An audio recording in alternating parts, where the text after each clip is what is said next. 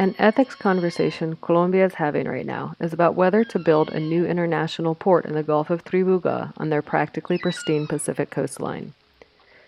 Economic arguments point to it bringing jobs to remote villages.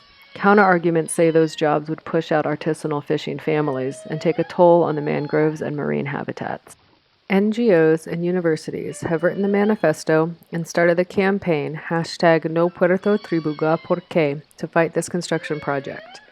Not only is this the breeding ground for the still endangered humpback whale stock G, but it is home to over 78 IUCN-listed endangered species. This is one of the most pristine places left in the ocean because it's not part of a major shipping lane, and without large coastal cities, noise pollution is minimal. Mapping out these almost ideal baseline conditions and then modeling how that could change on a map would be a powerful visual for professors and conservationists to present to their government to argue against the port. I have baseline soundscape data since last year for my Fulbright project.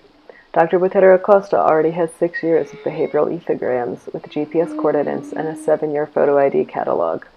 Cristina Perazio has baseline singing behavior with GPS from over-the-side recording since 2013, and we started taking baseline biopsies last year to analyze stress hormone levels concurrently with the sound level measurements.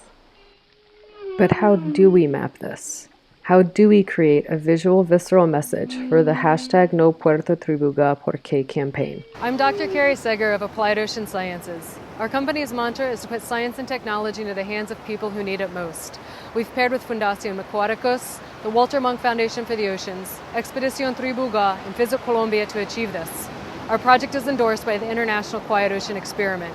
Our big idea for EthicalGEO is to map the current baseline soundscape of the Gulf of Tribuga, overlay it with humpback whale behavioral data, and then model it to see how it could change with increased human disturbance. Using a map of the acoustic environment we have recorded, with passing boat engine propagation tracks overlaid, we will add in positions of singing whales and show how far they can communicate through the Gulf today. Then we turn the dial up. We add more boats to the map. We add bigger boats to the map. We have them travel faster. We put in pile driving activity.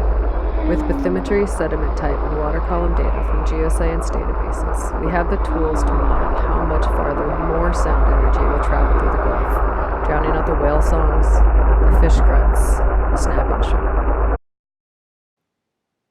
Humpback whales are already being affected by human encroachment in the Gulf of Tribuga. There are already people fighting to preserve it. Pictures tell powerful stories.